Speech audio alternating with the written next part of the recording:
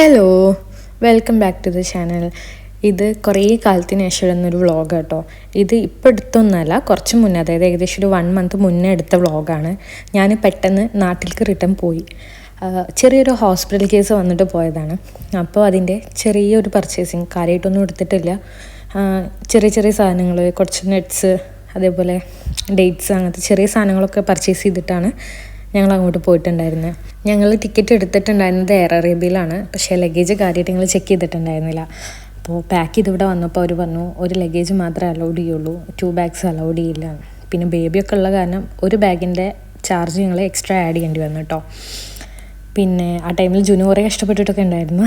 ഞങ്ങളിപ്പോൾ റിട്ടേൺ പോകാൻ വേണ്ടിയിട്ട് ഇങ്ങനെ എയർപോർട്ടിൽ വെയിറ്റ് ചെയ്യായിരുന്നു. ഒട്ടും പ്രിപ്പയർ അല്ലാത്തൊരു യാത്രയുണ്ട്. നല്ല വിഷമമുണ്ടായിരുന്നു കേട്ടോ. ഇങ്ങോട്ട് വരുന്നതിനേക്കാളും എന്താ പറയുക, കൂടുതൽ വിഷമമുണ്ടായിരുന്നു.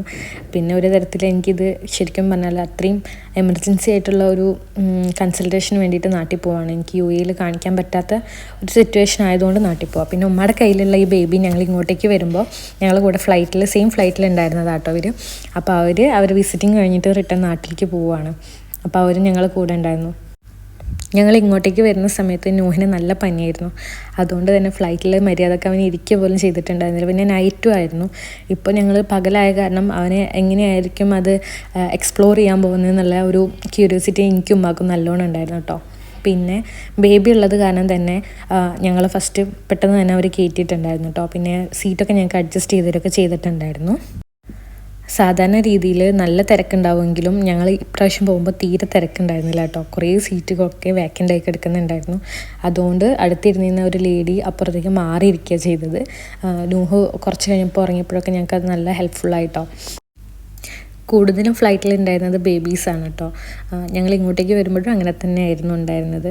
പിന്നെ നൂഹ് ഫ്ലൈറ്റ് കയറിയപ്പോൾ തന്നെ അവൻ്റെ പരിപാടികളൊക്കെ അവൻ സ്റ്റാർട്ട് ചെയ്തിട്ടുണ്ടായിരുന്നു. ഈ വന്ന 2 മാസമായിട്ട് എനിക്ക് തീരെ വയ്യായിരുന്നു. ഞങ്ങളിവിടെ കുറേ കൺസൾട്ട് ചെയ്യുകയൊക്കെ ചെയ്തായിരുന്നു കേട്ടോ. പക്ഷേ ഇവിടെ കൺസൾട്ട് ചെയ്തിട്ട് കാര്യമൊന്നുമില്ല എന്നുള്ളത് മനസ്സിലായി. പിന്നെ ക്യാഷും ഒരുപാട് ആവുന്നുണ്ട്. നമ്മളത് നാട്ടിലത്തെ എമൗണ്ടായിട്ട് കൺവേർട്ട് ചെയ്ത് നോക്കുമ്പോൾ ഒരു വലിയ ഹ്യൂജ് എമൗണ്ട് തന്നെ ആവുന്നുണ്ട്. അപ്പോൾ ഞാൻ ഡെലിവറി കഴിഞ്ഞ ഹോസ്പിറ്റലിൽ തന്നെ ഡോക്ടറെ കാണിക്കാൻ വേണ്ടിയിട്ടാണ് ഇപ്പോൾ നാട്ടിലേക്ക് മെയിനായിട്ട് വരുന്നത്. എത്ര ദിവസം നാട്ടിലുണ്ടാവുന്നൊന്നും അങ്ങനെ പ്രെഡിക്റ്റ് ചെയ്യാൻ പറ്റാത്തൊരു യാത്രയാണ് കേട്ടോ. അത് കാരണം കയ്യിൽ കിട്ടാവുന്ന കുറച്ച് ഡ്രസ്സും കാര്യങ്ങളും മോൻ്റെ കുറച്ച് മെഡിക്കൽ റെക്കോർഡ്സും മാത്രം എടുത്തിട്ടാണ് ഞങ്ങൾ പോരുന്നത്. ഞാൻ വിചാരിച്ച പോലെ അത്ര പ്രശ്നമൊന്നും ഉണ്ടായിരുന്നില്ല കേട്ടോ. നൂഹിനെ കൊണ്ട് അങ്ങനെ ബുദ്ധിമുട്ടുകളോ കാര്യങ്ങളോ ഒന്നും ഉണ്ടായിരുന്നില്ല. ഞാൻ സാധാരണ ടേക്ക് ഓഫ് ചെയ്യുമ്പോഴും ലാൻഡ് ചെയ്യുന്ന സമയത്തൊക്കെ ഞാൻ അവനെ ഫീഡ് ചെയ്യാറുണ്ട്. ഈ ടൈമിൽ ഞാൻ അങ്ങനെ ഒന്നും ചെയ്തിട്ടുണ്ടായിരുന്നില്ല. അങ്ങനെ ഒരു പ്രശ്നം എനിക്ക് വന്നിട്ടുണ്ടായിരുന്നില്ല. കാരണം അവൻ അത്രയും ഓക്കെ ആയിട്ട് തന്നെയാണ് കേട്ടോ ഇരുന്നിട്ടുണ്ടായിരുന്നത്. ശരിക്കും പറഞ്ഞാൽ അവൻ ഈ ഒരു യാത്ര നല്ലോണം ഞങ്ങളെക്കാളൊക്കെ നല്ലോണം എൻജോയ് ചെയ്ത്, അതേപോലെ നല്ല ഹൈറ്റിലെത്തിയ സമയത്തൊക്കെ അവനിങ്ങനെ ഓരോന്നും ഞാൻ പുറത്തേക്ക് കാണിച്ചു കൊടുക്കുമ്പോൾ അവൻ ഭയങ്കര ഹാപ്പി ആയിട്ടാണ് നിന്നിരുന്നത്.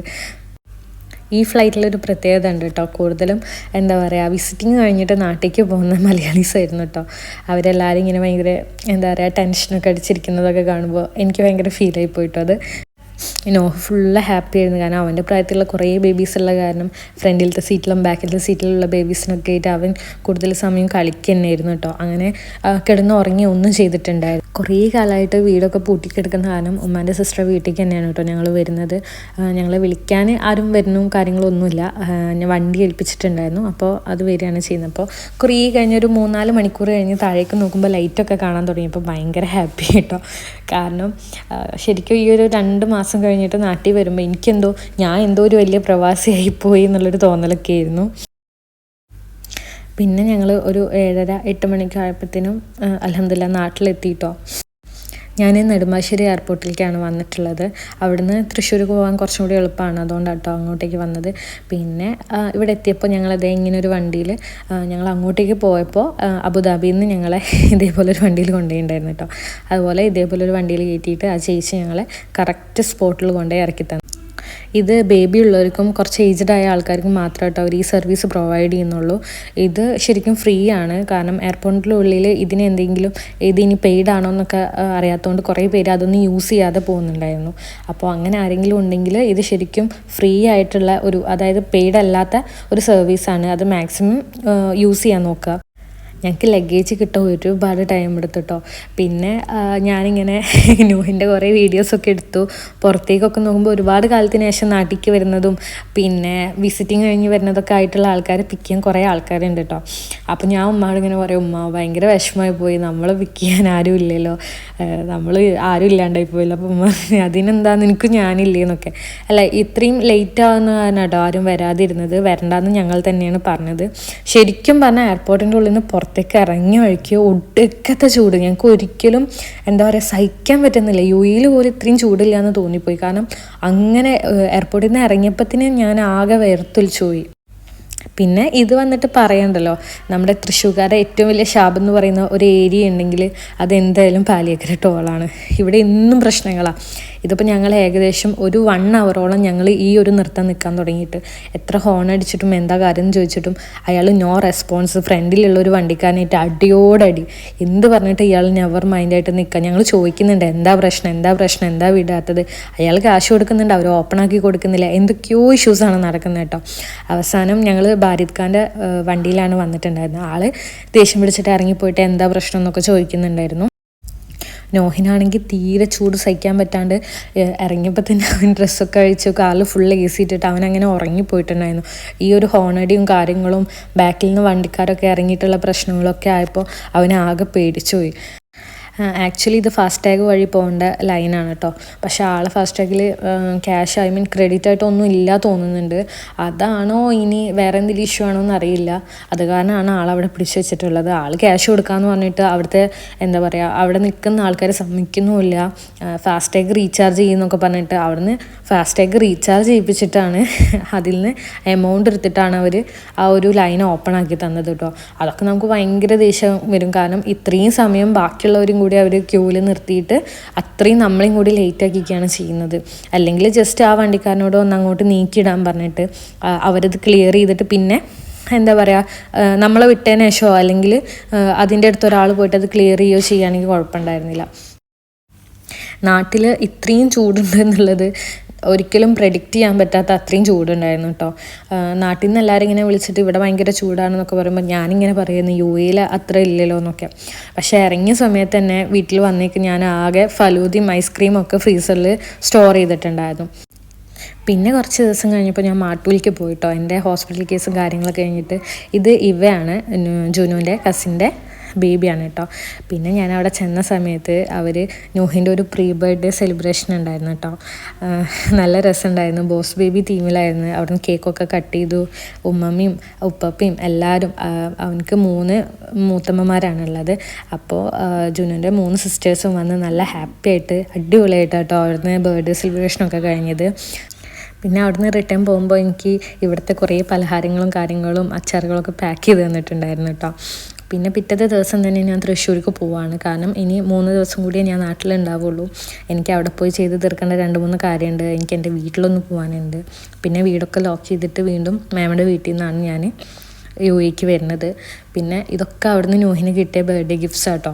അപ്പോൾ ഇതിനി നാട്ടിൽ വെച്ച് പോകാൻ പറ്റില്ലല്ലോ. അപ്പോൾ ഇതൊക്കെ എനിക്ക് പാർസൽ അയക്കണം. അങ്ങനെ 2-3 കാര്യങ്ങൾ എൻ്റെ വീട്ടിൽ നിന്നുകൊണ്ട് എനിക്ക് ചെയ്യാനുണ്ട്. അത് കഴിഞ്ഞിട്ട് എനിക്ക് റിട്ടേൺ പോകാൻ പറ്റുള്ളൂ. ഞങ്ങൾ വന്ന ആ ഒരു ദിവസമായിട്ടോ എൻ്റെ വീട്ടിൽ നിന്നത്. പിറ്റേ ദിവസം മോർണിംഗ് ഞാൻ പാർസൽ അയക്കാനുള്ളതെല്ലാം കുറച്ച് പാത്രങ്ങളും പിന്നെ നൂഹിന് കിട്ടിയ ഗിഫ്റ്റ്സ് കാര്യങ്ങൾ എല്ലാം ഞാൻ പാർസൽ അയക്കാൻ കേട്ടോ ചെയ്തത്. അപ്പോൾ അതൊക്കെ ചെയ്തിട്ട് വീടൊക്കെ ലോക്ക് ചെയ്ത് ഞങ്ങൾ പിറ്റത്തെ ദിവസം തന്നെ അവിടെ നിന്ന് ടാറ്റ ബൈ ബൈ പറഞ്ഞ് തൃശ്ശൂർ മാമയുടെ വീട്ടിലേക്ക് പോവാണ് കേട്ടോ. അപ്പോൾ വീട്ടിൽ നിന്ന് ലാസ്റ്റ് എടുത്തൊരു വീഡിയോ ആണ് കേട്ടോ അത്. പിന്നെ പിറ്റത്തെ ദിവസം മാമയുടെ വീട്ടിൽ നൂഹിനൊരു ബർത്ത്ഡേ സെലിബ്രേഷൻ ഉണ്ടായിരുന്നു. ഇത്രയും ഡിസ്റ്റൻസ് ഉള്ളതുകൊണ്ട് ഇവിടെ ഉള്ളവർക്ക് അവിടേക്കും അവിടെ ഉള്ളവർക്ക് ഇങ്ങോട്ട് വരാൻ പറ്റില്ല. അപ്പോൾ ചെറിയൊരു ബർത്ത്ഡേ സെലിബ്രേഷൻ ഉണ്ടായിരുന്നു. അത് കഴിഞ്ഞ് പിറ്റത്തെ ദിവസം മോർണിംഗ് രാവിലെ ഞാൻ നല്ല പത്തിരിയും ബീഫ് കറിയൊക്കെ കൂട്ടിയിട്ട് വയറ് നിറയെ ഫുഡ് കഴിച്ചിട്ടോ. പിന്നെ പോരുന്നന്ന് നല്ല മഴയായിരുന്നു കേട്ടോ. രാവിലെയൊക്കെ നല്ല രക്ഷയില്ലാത്ത മഴയായിരുന്നു. അപ്പോൾ 2 ദിവസം മുന്നേ മഴ നനഞ്ഞിട്ട് എനിക്ക് ഓൾറെഡി ജലദോഷവും കാര്യങ്ങളൊക്കെ ഉണ്ട്. ഈവനിങ് ആയിരുന്നു ഞങ്ങൾക്ക് ഫ്ലൈറ്റ്. നൈറ്റ് ഫ്ലൈറ്റാണ് എടുത്തിട്ടുണ്ടായിരുന്നത് കേട്ടോ. അപ്പോൾ റിട്ടേൺ വരുമ്പോഴും എയർപോർട്ടിലൊക്കെ നല്ല മഴയായിരുന്നു. ഞങ്ങളെ വിളിക്കാൻ വന്ന ആൾ തന്നെയാണ് കേട്ടോ ഞങ്ങളെ കൊണ്ടാക്കാൻ വരുന്നത്. അപ്പോൾ വണ്ടിയിൽ ആവേശം മൂവിയൊക്കെ വെച്ച് നല്ല മൂഡിൽ അങ്ങനെ എന്താ പറയുക നല്ല വിഷമം ഉണ്ടായിരുന്നെങ്കിലും അതൊക്കെ ഉള്ളിലിങ്ങനെ അടക്കി പിടിച്ചിട്ട് റിട്ടേൺ ഞാൻ UAEക്ക് വരികയാണ്. നാട്ടിലേക്ക് വരുമ്പോൾ എനിക്ക് ഇത്ര ലഗേജ് ഉണ്ടായിരുന്നില്ല കേട്ടോ. കാരണം ഫുഡ് കാര്യങ്ങൾ, മോൻക്കുള്ള ഫുഡ്, അങ്ങനെ കുറേ കാര്യങ്ങളൊക്കെ ഞാൻ പാക്ക് ചെയ്തെടുത്തിട്ടുണ്ടായിരുന്നു. നോഹാണെങ്കിൽ എയർപോർട്ടിലെത്തിയപ്പോൾ വീണ്ടും അവൻ്റെ അബ്ബേനെ കാണാൻ പോവാണെന്നുള്ള ഇങ്ങനെ പറഞ്ഞിട്ട് അവൻ ഭയങ്കര ഹാപ്പിയായിരുന്നു. പക്ഷേ റിട്ടേൺ ഉള്ള യാത്ര പറയാതിരിക്കാൻ വയ്യ. എൻ്റെ ലൈഫിൽ ഇത്രയും വെച്ചാൽ അത്രയും ബാഡായിട്ടുള്ള ഒരു ട്രാവലിംഗ് എക്സ്പീരിയൻസ് ആയിരുന്നു എനിക്ക്. അത് ഇൻഡിഗോൻ്റെ സൈഡിൽ നിന്നല്ല, വെതർ കണ്ടീഷൻ ഭയങ്കര മോശമായിരുന്നു. അതുകൊണ്ടായിരിക്കും മേ ബി എന്നല്ല, അതുകൊണ്ടാണ് ഞങ്ങൾ കയറിയതിന് ശേഷം സീറ്റ് ബെൽറ്റ് ഊരാനുള്ള ടൈം ഞങ്ങൾക്ക് കിട്ടിയിട്ടില്ല. അത്രയും ജെർക്കിങ്ങും കാര്യങ്ങളൊക്കെ ആയിട്ടാട്ടോ ഞങ്ങൾ യു എയിലേക്ക് വന്നത്. പിന്നെ പോയ കാര്യങ്ങളൊക്കെ അൽഹംദുലില്ലാ ഹയറായിട്ട് നടന്ന് ഹോസ്പിറ്റലിൽ കാണിച്ചു. വലിയ കാര്യമുള്ള പ്രശ്നങ്ങളൊന്നുമില്ല, ചെറിയ ചെറിയ മെഡിസിൻസും കാര്യങ്ങളൊക്കെ തന്നിട്ടുണ്ട്. അങ്ങനെ ഞങ്ങൾ വീണ്ടും റിട്ടേൺ യു എയിലേക്ക് എത്തി. ഇനി എന്നാണ് തിരിച്ച് നാട്ടിലേക്ക് എന്നുള്ളതൊന്നും അറിയില്ല. ഇൻഷാ അല്ലാ ഇനി പോകുന്നുണ്ടെങ്കിൽ അത് ജുനൂൻ്റെയും പിന്നെ അജുവാടെയും ഹംനൂൻ്റെ ഒക്കെ കൂടെ ആവാൻ പറ്റട്ടെ എന്ന് പടച്ചവനോട് ദുആ ചെയ്യുന്നുണ്ട്. കാരണം അവരില്ലാണ്ട് ഒരു സുഖം ഉണ്ടായിരുന്നില്ല നാട്ടിൽ. ശരിക്കും ഞങ്ങളിപ്പോൾ കുറേ കാലം ഒരുമിച്ച് നിന്നിട്ട് ഞങ്ങൾക്ക് അങ്ങനെ സെപ്പറേറ്റ് ആയി നാട്ടിലൊക്കെ പോകുമ്പോൾ അത് ഭയങ്കരമായിട്ട് എന്താ പറയുക, ഭയങ്കര വിഷമമാണ്. ഇനിയിപ്പോൾ ഇവിടുന്ന് നൂഹിന് ഭയങ്കര സങ്കടമായിരിക്കും. കാരണം അവൻ്റെ ഒരു ലൈഫിലെ വലിയ പാട്ടായിരുന്നു മിന്നു, വാവച്ചു, കുഞ്ഞൻ എന്നൊക്കെ പറയുന്നത്. അപ്പോൾ അവരൊന്നും ഇല്ലാണ്ട് അവനെ എങ്ങനെ മാനേജ് ചെയ്യുമെന്ന് ആലോചിച്ചിട്ട് എനിക്ക് നല്ല ടെൻഷനുണ്ട്. കാരണം അവരെന്ന് വെച്ചാൽ ജീവനാണ്. അവർക്ക് തിരിച്ചും അങ്ങനെ തന്നെയാണ്. അവരായിട്ടുള്ള കുറച്ച് ഫോട്ടോസ് ഞാൻ അവിടെ ഷെയർ ചെയ്യുന്നുണ്ട്. ഇതൊക്കെ ബർത്ത്ഡേക്ക് എടുത്ത ഫോട്ടോസാണ് കേട്ടോ. പിന്നെ ഇതിലെ ലാസ്റ്റിലുള്ളൊരു കേക്ക് ഉണ്ട്, അത് മിന്നുമോൾ ഒറ്റയ്ക്ക് റെഡിയാക്കിയതാണ്. അപ്പം ഇനി വേറെ വീഡിയോ ആയിട്ട് പിന്നെ കാണാം. ബൈ.